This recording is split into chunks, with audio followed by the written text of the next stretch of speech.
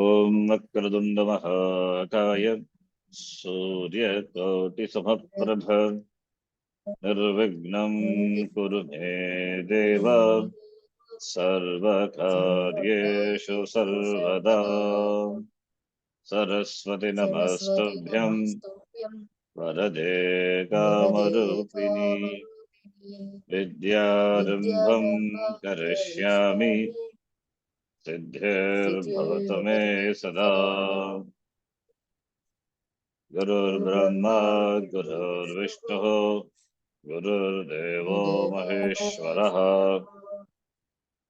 Guru Sakshat Param Brahma Tasmai Shri Gurave Namaha Apara Karuna Sindhum Jnanadam Shantarupinam Sri Chandrasekhar Gurum Pranamami Mudanvaham Yatkripalesha Matrena Puman Purnah Prajayate Tam Bande Brahma Viduryam Sadgurum Chandrasekharam Om Sahana Bhavatu Sahana Bhunaktu Sahaviryam Karavavakai Tejasvinavadhitamastu ma vidvishavakai Om Shanti Shanti Shanti.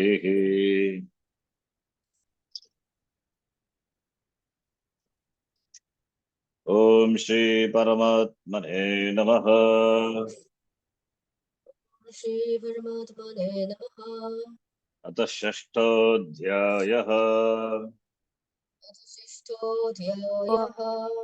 Shri Bhagavanu Vacha. Shri Bhagavanu Vacha. Previous shloka Yada Viniyatam Chittam. The person who is Niskragaha Sarvakamebhyaha Yuttaha is talked about. Is said to be an accomplished person, accomplished in meditation, accomplished meditator, who as for whom the vision of Atma is free from obstacles. That person who has gained Nishtha in Jnanam is said to be accomplished person, is Muttaha. Jnanam only through Shavanam. In Vidyasaram, Nishtha in Jnanam. So that person is Muttaha. We saw now the next shloka. The next shloka, Bhagavan uses an oft-quoted illustration about the dhyana avastha, how the mind of a person is absorbed in the object of contemplation, for which a drishtanta, an illustration, which is oft-quoted, and Bhagavan also quotes that. So let us read the shloka number 19. Yatha dhipo nivatastho negate sopama smrta. Yatha divo nivadhastho ningathe sobhama smudha. Yogino yata chittasya yujjato yogamatmanaha. Yogino yatha chittasya yunjatho yogamatmanaha. Deepaha, Deepa is right. Nivatastaha Deepaha. Nivata means Vata means Vayu. Vata is Vayu. Nivatastaha. The lamp which is protected from the Vata, from the wind, or the windless place.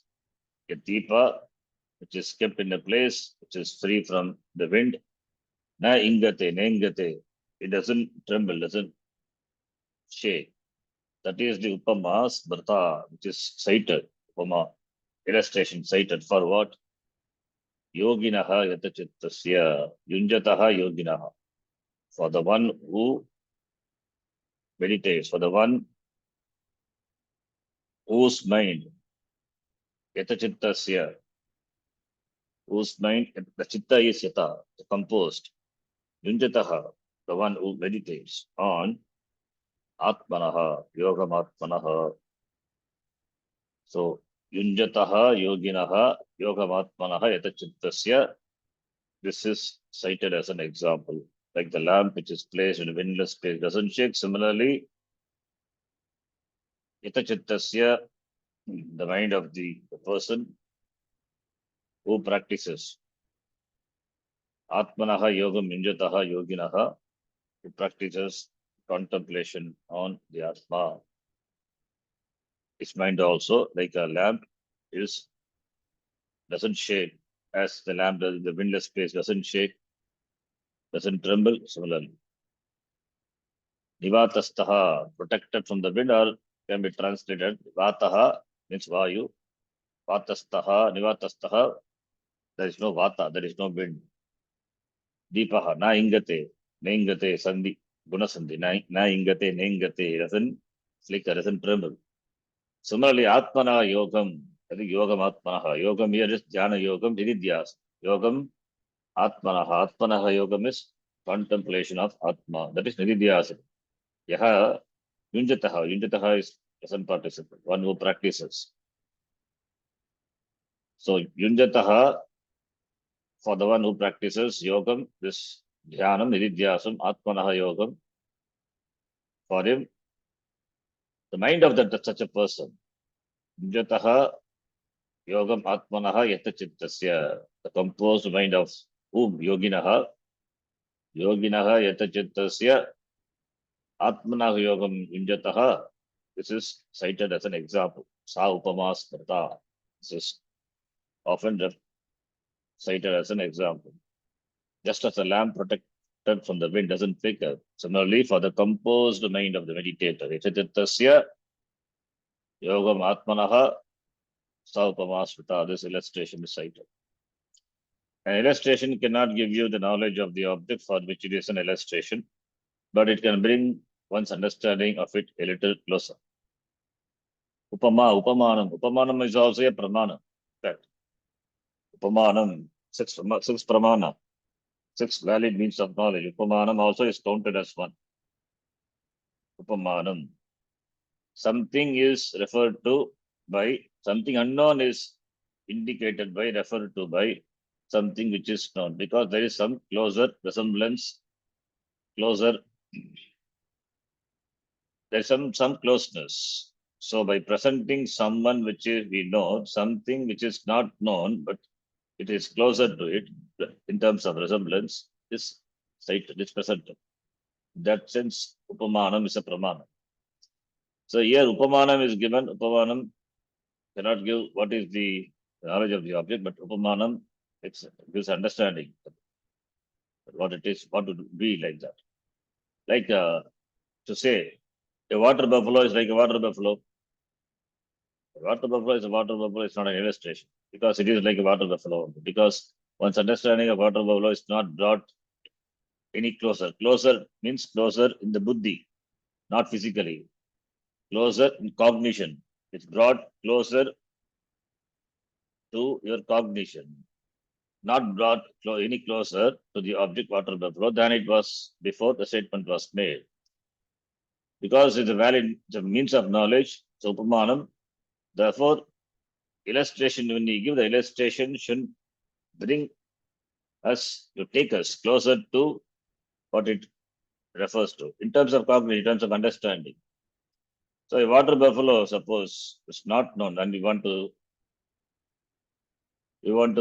give the knowledge of water buffalo to the unknown person. How do we give? A water buffalo is something like something like a cow or something, so that the person can visualize. So that is also like a cow that's got 4 legs, tail and head, etc. But it is black in color or whatever it is. So that is Upamanam. Upamanam is a pramanam. Whereas the statement, a water buffalo is like a huge cow. Then huge cow is known, and you have to imagine the cow is huge. Then similar to that would be water buffalo. So the huge cow gives us the understand because so the known huge cow, the unknown water buffalo, the knowledge of the unknown water buffalo is conveyed. That is called Upamanam. Upamanam So therefore, a water buffalo, like a huge cow, it gives one a somewhat clearer understanding of what a water buffalo is. It belongs to the cow family and it is huge. When you see actually a water buffalo, you will then know how it differs from a cow. An exact upama cannot be given. So it closer. In that sense, it is a pravanam. This statement then is an illustration. Upama. Upama smrita. So upama smrita is sa upama smrita sandhi. Sa plus upama. So upama smrita in the shloka. So upama smrita. Sa upama smrita. Similarly here, the people who have contemplated upon Atma, whose mind is absorbed in Atma, who know Atma. They have likened the mind,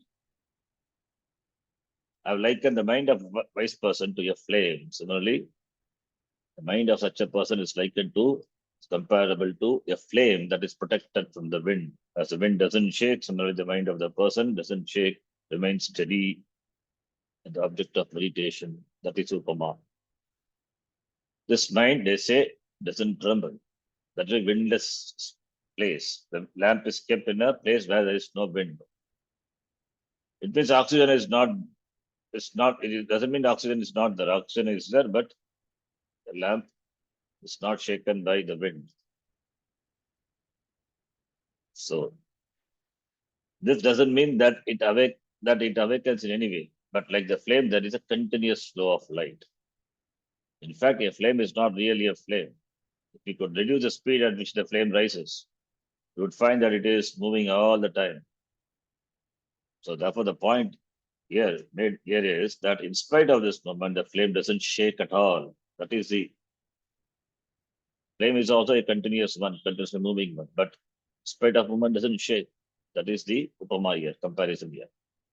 Similarly, the mastered, the well-mastered mind of the yogi. Similarly, the well-mastered mind of the yogi, the wise person, has a continuous flow of vrittis, thoughts, like a lamp also. There's a continuous flow is there, but it's steady. Similarly, mind of the wise person, that is the jhata, the meditator, has a continuous flow of vritti, thoughts, but it doesn't tremble for any reason. It doesn't tremble out of fear, doesn't tremble out of agitation or anything else, meaning that it is not swayed away by any situations that confront the person, whatever this may be, whether he is in the seat of meditation or he is in Vyavahara, because his mind is absorbed in Atma, therefore doesn't shake. That is the Upamana. And only those who know the mind of the yogi can cite such an illustration. Because it is an illustration, so therefore only those who really know the mind of a yogi. Because only the mind of a yogi will remain unshaken. So therefore, for that this illustration is given. Why is an illustration needed here? Because the illustration must be known to both the person citing it and to the person to whom it is being cited. And the person to whom it is being cited. Therefore, for both of them, the knowledge of illustration must be known. It should be a known illustration. And it should be close to that which is to be conveyed, because it's a means of knowledge. That's why it should be close. Why was it illustration cited here by those who know the mind of such a wise person? Because the one being addressed, one who is being addressed is Arjuna. Here are the Shishyaha, the disciple students, because the one being addressed cannot at this point of time envision the mind of such a person. They cannot imagine the mind of such a person. Just as a child cannot possibly envision the problems of an adult, not yet understanding the adult aspects of life. Similarly, the one who is practicing meditation, that person cannot understand, cannot imagine the mind of such a person. Therefore, a known illustration is given to convey how the mind of a person would be, how the mind of a person absorbed in meditation would be. Suppose a child hears his father saying, "Oh no, the stocks have gone down." He sees that his father is unhappy, his mother is unhappy, and everyone around is unhappy. But the child doesn't understand why the adults are crying. All he wants is one more toy. This is because there are two different minds altogether. Only when the child becomes an adult will he understand. An adult mind can be stifled by the child's mind, but that he or she has carried over into an adult mind. But until a child becomes an adult, his or her mind will have only a child's problem. So if a person who is 25 years old still wants balloons, dolls, and marbles, the person has no real problem. Although the other people may naturally think otherwise. The problem only comes when you are an adult with a child inside craving for all kinds of security and attention. Such a person cannot relate well to another adult who is adult all the way, meaning a person with a mature mind, a mind that doesn't pose a problem for the person for whom the mind is only an instrument. This mature mind is the one, and here it is likened here to a flame for those who cannot envision such a mind. Something that can be seen or envisioned doesn't require an illustration.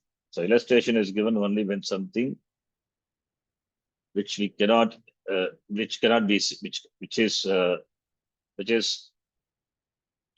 yet to be known, which is not known to be known.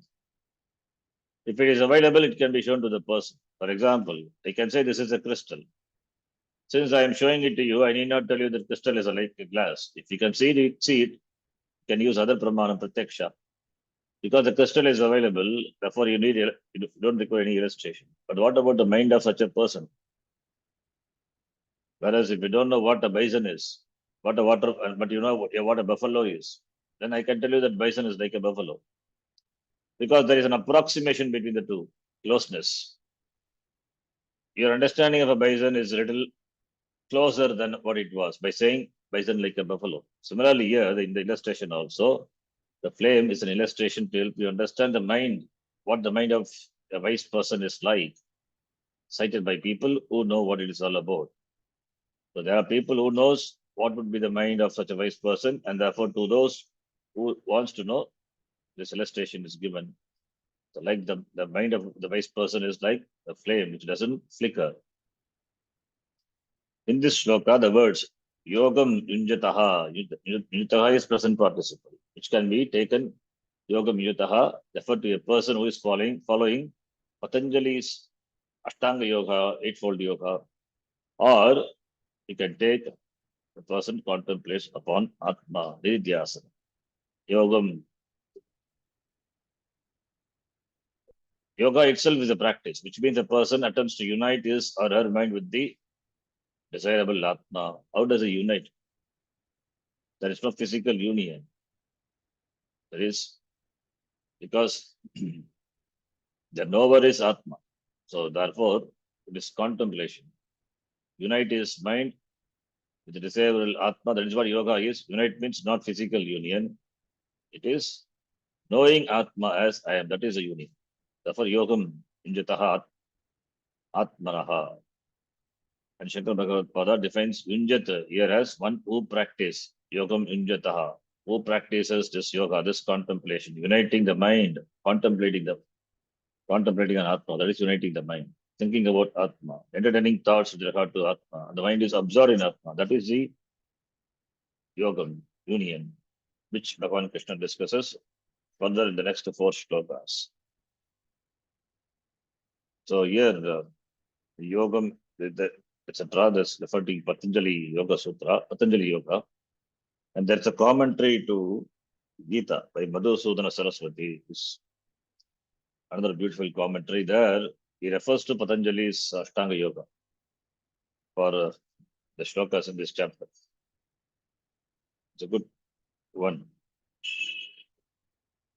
Many of the shlokas he quotes from the Yoga Sutra, and he says how the Ashtanga Yoga can be helpful for Vididhyasanam. He connects this with the Ashtanga Yoga. Madhusudana Saraswati, another great Advaitin. Okay. In the Bhashya class, I may do it that. Madhusudana Saraswati commentary when this chapter comes, along with Shankara Bhashya. Okay, now the next shloka. So here we just four shlokas. the one who practices yoga, which that is discussed. Yunjat, here one who practices yoga, this contemplation, uniting the mind with Atma, which Bhagavan discussed in the next shloka. How the mind should be united with Atma, should be contemplated upon Atma, should be how the mind should be focused on the object of meditation. It's by practice. That's what's going to be talked about in the following four shlokas. Let us read. Yatro paramate chittam niruddham yoga sevaya. Yatro paramate chittam niruddham yoga sevaya. Yatra chaivatmanatmanam pashyannatmani tushyati. Yatra chaivatmanatmanam pashyannatmani turishyati. So, this shloka and the following shloka. So, the mind of the person, the mind of the person who practices yoga, Vinjataha, is discussed. Yatra uparamate chittam, chittam the mind. Yatra, when the mind of a person, uparamate, parama is withdrawal. Here withdrawn and it is withdrawn into Atma, abides in Atma. Uparama. Uparama is withdrawal. It means withdraw from external, from being external, being extrovert, and it is focused on Atma. That is Uparamana. Niruddham. It is Niruddham Yoga Seva. Yoga Seva means yoga practice. That is Seva. By practice. Yoga Seva. Yoga Sevaya, the mind is Niruddham, the mind is placed, or the Chittam which is Niruddham, the Chittam which is mastered. Niruddham. Yoga Chittavritti Nirodha. Niruddham, Nirodha, same. It means what is yoga? Yoga Chittavritti Nirodha. Mastery over mind. That is called yoga. Yoga Chittavritti, not stopping the thoughts. Because mind is nothing but thoughts. How can we stop the mind? It is mastery over the thoughts, mastery over the mind. That is called yoga. Yoga Chittavritti Nirodha. Chittavritti, the vritti, the thoughts of the chitta, the mind, which is regulated. That's called mastery. So Niruddham, the word, refers to Yoga Chittavritti Nirodha, the Yoga Anushasanam, the Nisku Sutra. So the mind which is mastered, Uparamate, when it is absorbed, abides in Atma. Yatracha eva Atmana Atmanam Pashyati, there in which by he sees Atma, Atmana is reflexive pronoun by himself, by oneself. Atmanam, he sees himself. Atma, Atmana Atmanam Pashyati, Atmani Tushyati. He sees Atma is Pashyati Tushyati. Sees is not physically seeing. Atmana Atmanam Pashyati. By himself he sees the Atma and Atmani eva Tushyati. So he revels in Atma. He enjoys the vision of Atma. He sees himself as Atma. That is what Atmana Atmanam Pashyati. So in the beginning, effort is involved. Therefore, Atmana. When Atmanam Pashyati, in the meditation, he sees Atma. In meditation, he sees Atma means that is only his Atma is. He recognizes Atma as it is. It is not an object. The language we say Atmanam Pashyati. Pashtatu is Sakramaka Dhatu. It can take karma. But in the meditation, what is the object of meditation? Object of meditation is the very subject. Atma is the object of meditation. And who is the meditator? Is the Atma. So Atma, Atmanam Pashyati. And Atman Yeva Dushyati. It means the mind, it means the person remains in himself. So Atmana Atmanam Pashyati, Atmanyeva Tushtati. He sees himself, seeing oneself by oneself. Seeing oneself by oneself it means recognizing oneself as Atma, knowing me as Atma, that is the usage, the Atmanam iti karma. The language here is such usage, but such usages are possible because Pashyati, but we have to know what it means. And the mind mastered by the practice of meditation, Niruddaha, Chitta, Yada, Yatra, the Niruddham Chittam abides in Atma, Uparamate Atmani, the mind is in Atma when seeing oneself by oneself alone. One is happy, rejoices in oneself. So here the difference, the stages of meditation are going to be talked about. So it is continuous, it's continuing. Here the word Atma and the word Atmanam. Atmana Atmanam Pashyati. Atmanam Pashyati. He sees the Atma. Atma is Satchit Ananda Atma. He sees Atmanam, the shloka which is in Dvitiya Vibhakti Atmanam, that is Satchit Ananda Atma. Meaning that one sees oneself as Atma Brahma iti. So one sees oneself. Atma sees he sees himself as Atma. He sees himself Atma means he is Atma, he sees himself Atma. Because he has the notion of Aham so and so, now he sees himself Atma. And with what does one see Atma as Brahma? By the mind. Therefore, that Atmana referring to the person, that is the mind here. Because mind is the tool by which he meditates, the meditator meditates. So Atmana is by the vritti, Atma vritti, by the vritti, by the mind. Atmana, because mind is a tool, mind is the meditator meditates, applying the mind. Therefore, Atmana, by the mind, by the thought, by the vritti. Vritti is jnana vritti. Atmanam pashyati is his Atma. So, Atma by the mind, Atmana, Atmanam pashyati. So, by the vritti. So, it means jnanam. Here, jnanam by vritti, jnana vritti. Recognizing oneself as Brahma, that is what ultimately it means. Atmana, recognizing oneself as Brahma, that recognition happens where? In the mind. As what? As Atma. So, Atmana, Atmanam pashyati. Sees oneself by oneself, sees oneself as Atma through the mind, the vritti, and the vritti is jnana vritti, Atma vritti. And therefore, he recognizing himself as Brahma, he rejoices in himself, oneself, Atma, Atmanyeva tushyati. He revels in himself. He doesn't require any object. He revels, he's happy with himself. By through the mind, he sees himself as Atma, because through the mind only, one can see. Mind is a cause for samsara. Manahayev Manushyana Karanam Bandha Mokshayoho. He is already free.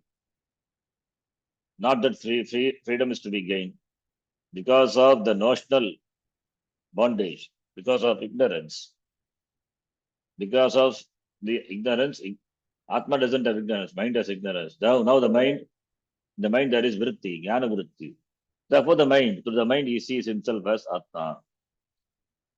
To understand what it means, how the mind can see Atma and all, we should not think. The mind there is jnana vritti, aham iti, without any attributes, that aham is myself. To the mind alone, the Atma can be known. Otherwise, how can be known? Known not as an object, known as oneself. The mind itself later dissolves. There is no mind, only Atma in the deep samadhi. This is going to be talked about. So therefore, he is reversed in Atma, Atmanyeva tushyati.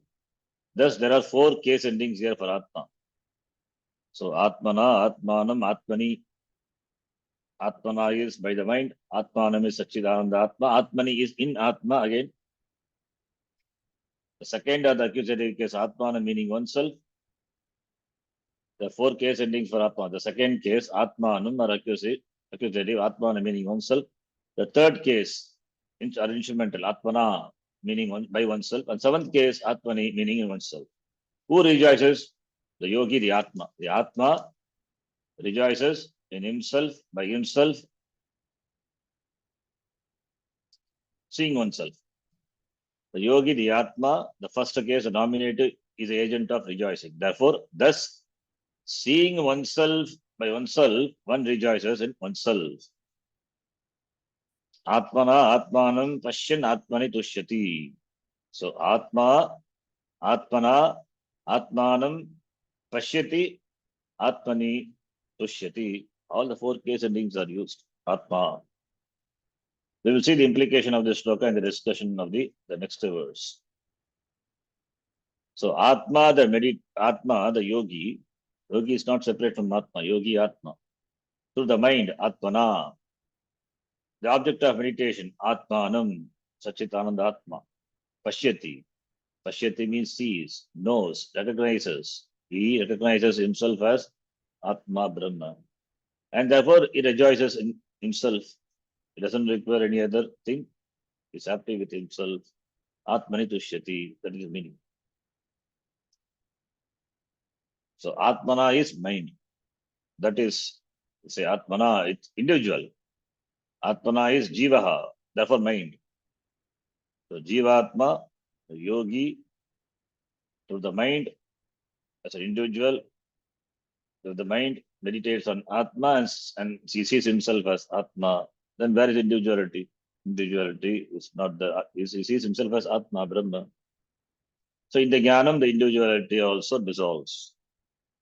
I am so and so, that Ajnanam. Ajnana vritti is knocked off by Jnana vritti. That is Pashyan, that is seeing. There is no other seeing, physical seeing. That is a seeing. That is the result of Nididhyasana. All the previous orientation, samskaras, viparita bhavana, the habitual errors, because of the orientation of the mind, that is knocked off. So when it goes, then Pashyati, he sees. He has a vision. He has a clear vision of oneself as Atma. Therefore revels in Atma. Atmaneva Atmana Tushtaha. The other place also comes. Many places you will see it in the Gita. Now the next shloka. So we will see the implication of the shloka in the following shlokas. The person rejoices in the Atma. The nature of Atma being Ananda, free from any sense of lack. That way rejoicing. No limitations, no apurnatvam, therefore rejoices. Further Bhagavan says here, the next shloka. Sukamatyantikam yattad buddhigragyamathindriyam. सुखमाध्यान्तिकं यत्तत् बुद्धिग्राह्यमतीन्द्रियम् Veti yatra na chaivayam stitaschalati tattvataha. वेधि यत्र न चैवायं स्थितश्चलति तत्त्वतः.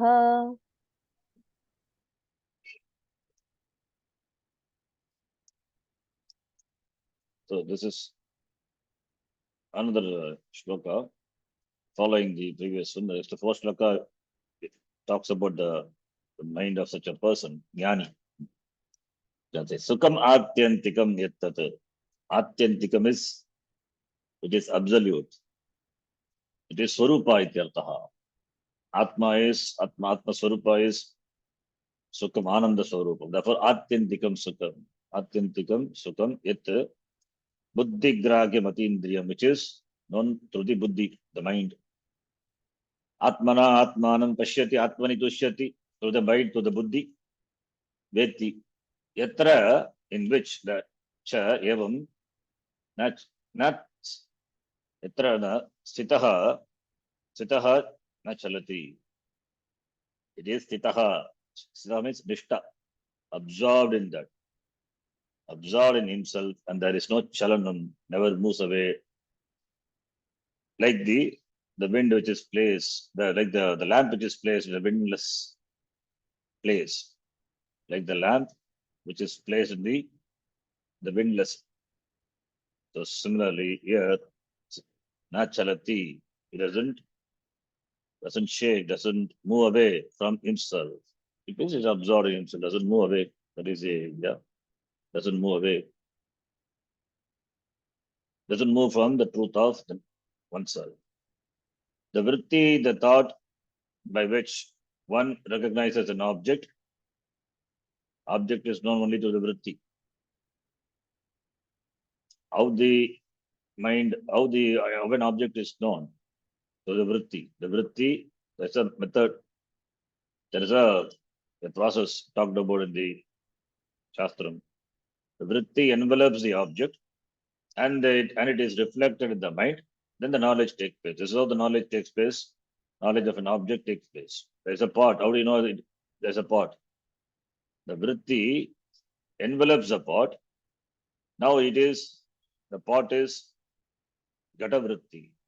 The pot is enveloped by the vritti and it is reflected in the mind, which is illumined by Chaitanya. Then the knowledge takes place. Gata vritti happens.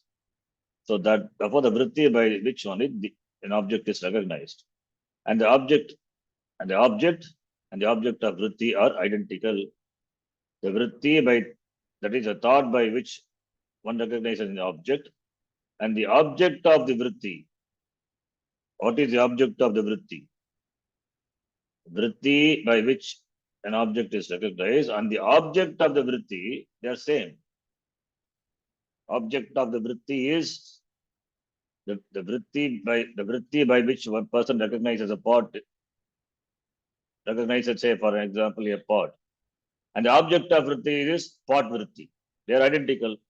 That is, in order to recognize the object, the vritti must necessarily have the object in itself.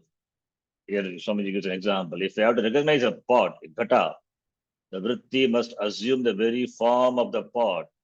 The vritti envelops a pot, and there is ghata vritti. Therefore, the vritti is ghata vritti. By ghata vritti alone, one recognizes the object ghata. So the vritti and the object of vritti has to be identical.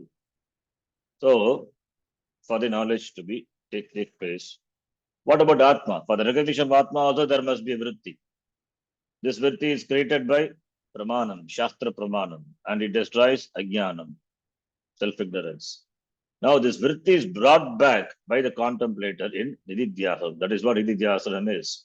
In the case of any other knowledge, the object is outside. Therefore, respective vritti, object vritti take place. But in this case here the object is oneself, Atma. Therefore, the vritti is brought back by the contemplated Nididhyasana. In the recognition of the Swarupa himself, the vritti assumes a very Swarupa of Atma. As the vritti assumes the form of Gata, in the case of Gata vritti. Similarly, here the vritti assumes the Swarupa of Atma, which is oneself, without objectifying it. That is the difference between the knowledge of an object and knowledge of oneself. Here, knowledge of oneself, Atma, is there is no object. Generally, knowledge, when we say there is a knower, the known, and the knowledge. Like the knower is there, Gata, the known is there to be known, and therefore knowledge, the knowledge of the pot. Whereas in the case of Atma Jnanam, knowledge of Atma, the knower is there. Where is the object? The object itself, oneself is the object, the knower, and the known, and the knowledge. The knowledge of Atma, for the knower, Atma is the known, Atma is the object. And therefore, as in the case of any knowledge, here also the vritti envelops, vritti assumes the form of the object. Here the object is Atma. Therefore, the vritti assumes a swarupa of Atma without objectifying it. In technical language, we say there is no phala vyapti. There is no phala vyapti. Vyapti jnanam and phala vyapti. Technically, we say this. Anyway, that is discussed elaborately in Panchadashi also, how the knowledge of an object takes place. This is not similar to knowing an object, such as a pot. In the recognition of the Swarupa of Atma, there is only one operation involved. Whereas in the objectification of pot, there are two operations. Very important. Here, I think it explains very clearly. In recognizing an object, any object, whether a pot or tree or gata or mata, whatever it is, two things are involved. One is the vritti envelops the object, and the object is palavyapti. The knowledge takes place in the mind. In the vritti is reflected in the mind, which is the vritti which envelop the pot. When it is reflected in the mind, the jnanam takes place, and it's palavyapti. So vritti vyapti, palavyapti, two operations takes place in the case of a knowledge of an object, whereas in the case of atma, there are no two operations, there is only one operation. What is that? One operation is the vritti assuming the form of the pot. This is called vritti vyapti. Technically, it's called vritti vyapti. For any knowledge to take place, the vritti, the thought should pervade the object. When you open the eyes, through the eyes, the mind goes outside and covers as though envelops the object, say for example, pot, covers the pot. So that is called vritti vyapti, pervasion of the object by the thought. The thought assumes the form of the pot. This is the first step, first operation. Second operation is that pot, vritti vyapti, the recognition of that vritti, that is palav, that is jnanam, that recognition of the pot. Second operation is recognition of that vritti, thereby recognizing the pot. One is the objectification of the vritti by the vritti, that is vritti vyapti. The second is recognition of the vritti, that is called palavyapti technically. That is the vritti of vritti pertaining to the object is known, recognized. Therefore, you know there is a pot. Because pot is outside, it is an object. Therefore, palavyapti, the vritti vyapti followed by palavyapti, two operations are involved. Therefore, and pot as an object is known. The objectifying vritti is recognized by another vritti, which is a drashta, the seer. The drashta, the seer, he recognizes the vritti. I become the seer, the knower of the pot. Therefore, this I thought, this agam vritti, assumes the status of the knower, recognizes an object through vritti, gata vritti, and say, this is a pot, I am gataha. This pot, I am gataha, this is a pot is known by the two-step process. The two-step happens, the two operations happen so swiftly, so quickly, that you cannot recognize that there are two. Or we can say the Shastra present as though it is these steps. Vritti vyapti, palav vyapti. Vritti enveloping the object is called vritti vyapti. And there is now vritti vyapti is that now with the vritti, when it is reflected, the mind knowledge takes place. The vritti is pertaining to gata, therefore gata vritti, therefore knowledge of the pot takes place. This is how the knowledge of the pot, for that but any object, takes place. But what with regard to Atma? Atma is not an object. Now vritti has to go outside to cover the object. But here Atma is oneself. But the words of the Shastra, that is the object, therefore that is enveloped by the vritti. Now knowledge of what? Knowledge about myself. Therefore there is no object. There is no palavyapti. There is no second operation. Only one operation. So therefore the vritti, the thought, covers the words of the Shastra, because the words of the Shastra that produces knowledge of Atma. So the vritti covers, that is the object for the vritti. Therefore you have vritti vyapti. But what is the palam? Does it any new knowledge take place? No. The result. The palam is, the result is, the vritti is not gata vritti, not unlike gata vritti, pata vritti. The vritti is atma vritti, which is myself. So there is no new knowledge. There is no second knowledge. There is no knowledge. Therefore, there is no knowledge of an object. It is a knowledge of the very subject. Therefore, the second operation doesn't take place. There is no knowledge of the second. There is no knowledge like that of an object here. Therefore, different from the recognizing an object here, this is about oneself, Swarupa. So therefore, the second operation, what we call technically palavyapti. Palavyapti being not there, Therefore, there is only one operation, not two operation. So that is what here he says. The recognition of the vritti, the objectifying vritti. The objectifying vritti is recognized by another vritti. The another vritti is Atma, and the objectifying vritti is that is with regard to Atma. Therefore, Atma, the seer, sees himself without objectifying it. That is what is said, without objectifying. The Swarupa of Atma without objectifying. In the case of objects, there are pala vyapti. In the case of Swarupa of Atma, where is the object? The object being oneself. Therefore, without objectifying, the jnanam, knowledge, takes place. Because it's a subject. Okay, anyway, this is not much discussed, but not that much elaborated. It is discussed in Panchadashi. Anyway, so this is what Swami says here. Any piece of knowledge when there is peculiar situation, Atma and Atma Sambandha between the self, the knower, you, and the object that is objectified by the knower takes place by these two operations. So any knowledge of an object takes place by these two operations, Vritti Vyapti and Pala Vyapti. That is, the object is objectified by the Vritti and you cognize the Vritti. Vritti Jnanam takes place in the mind. This is the two-step process. This is why you can say this is a pot, but you cannot say this is Atma because Atma is not an object. So you cognize not as an object. Who is there to say it? I am the one who has to say it. If it were to be so, then the self, the Atma would become an object of the self who is objectifying it. Then it would become Anatma, not Atma, just like any other object of knowledge. Therefore, the second operation is not there. So second operation being not there, second operation happens only for Anatma. And Atma is not like any other object knowledge because it is the knower itself. The knower knows the knower.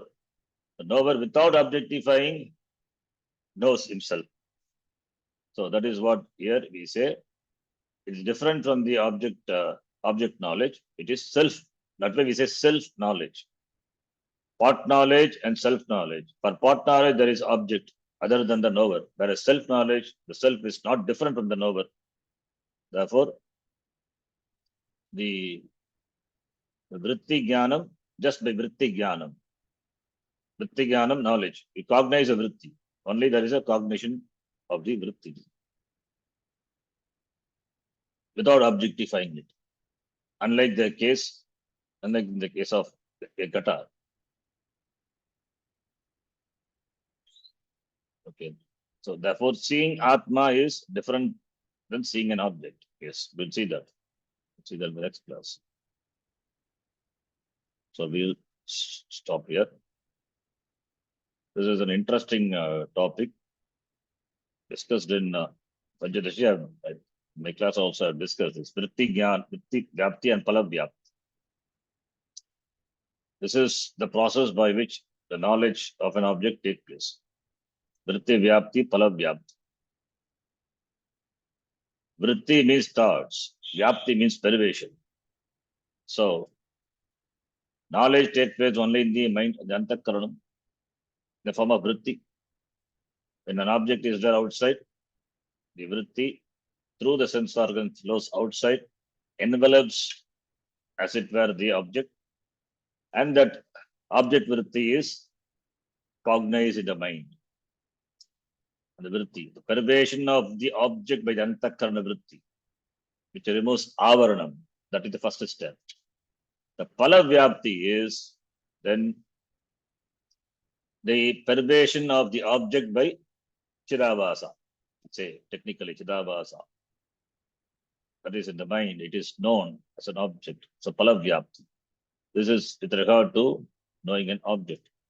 In the case of Atma,